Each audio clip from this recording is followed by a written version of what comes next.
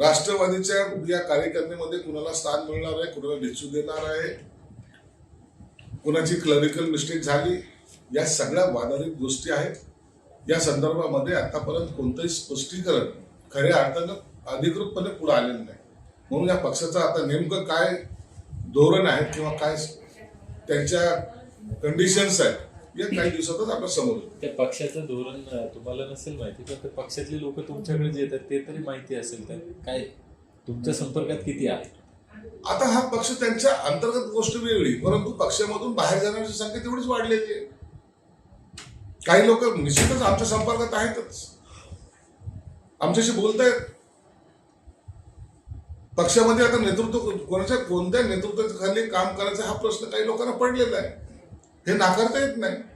म्हणून त्यांच्या पक्षामध्ये काय घडतंय हे काही दिवसात ते सांगितलं की काही दिवसात कळेल. आणि एवढं मात्र निश्चित आहे की तिथं अलबेल नाही असं एकंदरीत चित्र आहे.